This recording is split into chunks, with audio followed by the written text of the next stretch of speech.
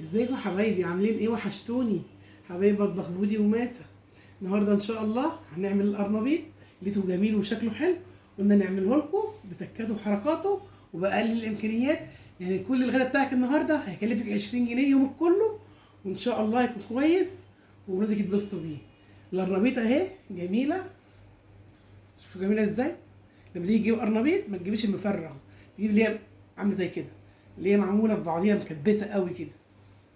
وعملت جنبها بطاطس عشان بودي بيحبها، اللي هي بطاطس عاديه تقشريها وتقطعيها كده هتعمليها في الفرن، بس هي مش هتسلقيها، ونعملها بنفس خلطه القرنبيط. وشويه البقدونس، وطبعا السر القرص ده كله ببيضه اهي قدامكم، هنحطها قدامكم، مش هنحط اكتر منها. وبهاراتنا بابريكيا حبه صغيرين جدا، وسنه بهارات، شطه، فلفل اسمر، كمون، ملح. والثوم انا حطاه مهروس في الفريزر، طلعت معلقه منه. ودي قدامكم اهو، كلها حاجات اقتصاديه مش مكلفه. وهنسلق القرنبيط ونرجع مع بعض. القرنبيط هتسلقه في ميه وملح وكمون، طبعا كلنا عارفين بنسلقه ازاي، بس عشان ما نطولش عليكم الفيديو هسلقه لكم هو البطاطس وارجع لكم تاني. خلاص يا حبايبي اهو سلقناه زي بص بتحط، انا ما رضيتش اطول عليكم في الفيديو. نسلقه بنحط دي الاول تحت بالشكل ده، تتسلق وبعدين نقلبها على طول. البطاطس اهي مقطعاها قدامكم شرايح وسلقتها، بس ما تغلاش قوي في السليق. والميه اللي العجن اهو، والدقيق، ميه العجين والدقيق. ونقول بسم الله الرحمن الرحيم. هننزل بالمكونات بتاعتنا اهي كلها مع بعض. برضو الملح حسب الرغبه يا جماعه اهي بالشكل ده، تمام. وبنزل بالميه حبه صغيرين الاول، اوريكم القوام بتاعها بيبقى عامل ازاي. كده محتاجه برضو هننزل بيها اهو، ميه عاديه من الحنفيه تشتغلي بيها عادي، وتلف بالمنظر ده اهو. بنخليها ناعمه خالص، وبعدين بنزل عليها بالبيضه والبقدونس اهو. ادي البيضه قدامكم نزلنا بيها. بنعمل القرنبيط ده كله ببيضه او بيضه.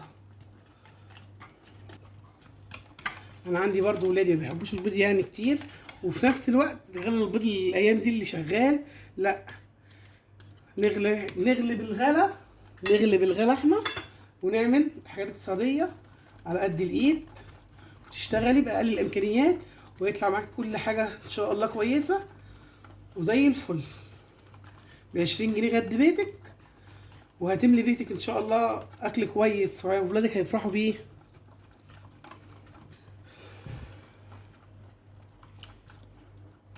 اهو وقوامه كده تمام قوي.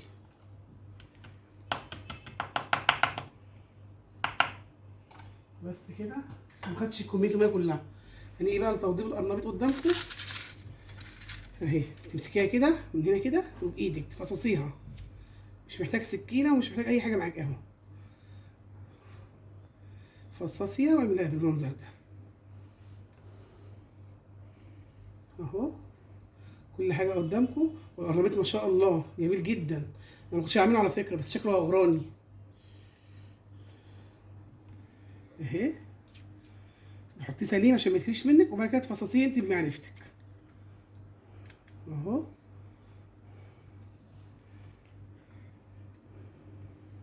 يبقى حجمه كده. عايزه تجيبها دي نص عشان ما تبقاش تخينه برضه اهي، تعملها بالشكل ده اهو.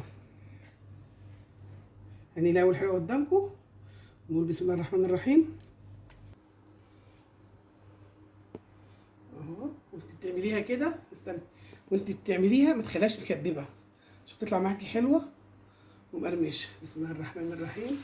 نقول لها عزيز قبلها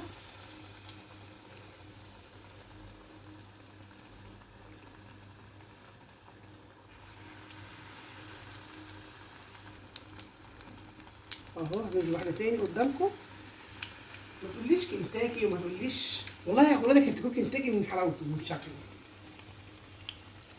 من كتر ما هو جميل وشكله هيبقى جميل ومغري بالنسبه لك، هيفتكروه والله العظيم كنتاكي. شويه الكمون مفحفحين ريحته ومخلينه جميله مع شويه البهارات اهو. هنخلي اول طاسه تطلع عشان اوريها لكم. احنا شغالين مع بعض اهو.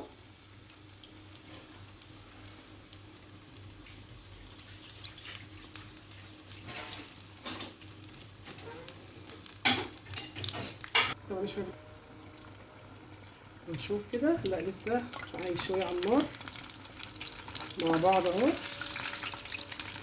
ونبتدي ياخد اللون ونشتغل مع بعض فيه.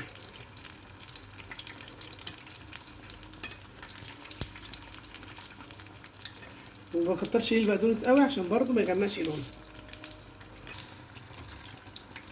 اهو يا حبايبي. دي اول طاسه لسه ما خرجتش. شوفوا لونها عامل ازاي وشكلها جميل ازاي. لو مقرمشه بقى يعني مش طريه، مش شاربه زيت ومقرمشه. اعملي بقى جنبه بتنجان مخلل بالدقه وبالثوم. عايزه تقليه، عايزه تسلقيه، دي حره. وشويه سلطه وشويه جرجير على بصل اخضر. ظبطي حالك كده، ليه على حالك تظبطي كده، خلي اكلك يبقى جميل. دايما قلنا مش من الاكلات ما فيهاش لحم ولا فراخ ولا سمك مستهيف فيها، لا بتبقى احلى اكلات واطعم اكلات صدقوني. اكلات جميله وبتفتح النفس. ودايما نقول اللهم بارك اللهم بارك. وقبل ما نبدا في الاكل نقول بسم الله الرحمن الرحيم عشان الحاجه يبقى فيها بركه. تلمي دايما الجوع منك كده. هعمل لكم بطاطس ثانيه اهو قدامكم طاسه بطاطس اهو. البطاطس جميله جدا زي اللي بتشتريها من المحلات اللي بره من المطاعم، بس طبعا عاملاها في بيتك وبنظافتك وبغسيلك انتي وموفره فيها طبعا.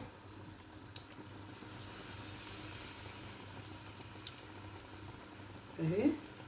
الفكره برضه ممكن لو مقطعاها صوابع عريضه ممكن تقليها صوابع عريضه عادي، بس انا عن نفسي بحب اعملها كده.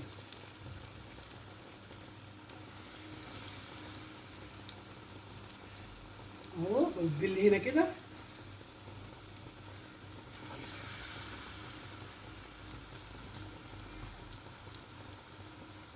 يا حبايبي بين الطاسه اهو منها تتحمر وارجع لكم تاني. طالما كنت بص اهي قدامكم عملناها برضه اهي. اهي يا حبايبي جميله اهي.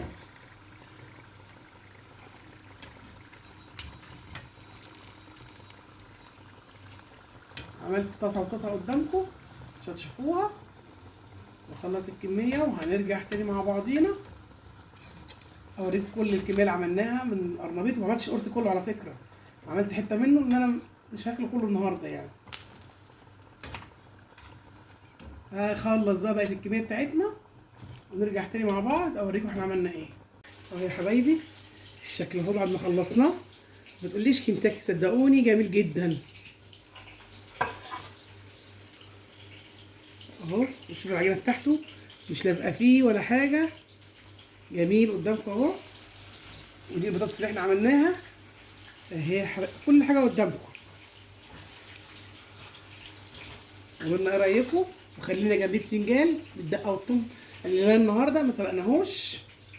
ده كان غدانا النهارده ابو 20 جنيه اللي ما كلفناش حاجه الحمد لله. والقرنبيط ابو بيضه واحده قدامكم اهو. اهو يا حبايبي. وافتحي الفيديو وشوفيه خطوه لخطوه لما تحبي تيجي تعمليه مش تلاقيه يعني اسهل مما يمكن ان شاء الله. وما تنسوناش في اللايك والشير وفعلوا الجرس عشان نكبر بيكم وليكم. وما تنسوش تقولوا لنا ايه رايكم في الحاجات اللي احنا بنعملها.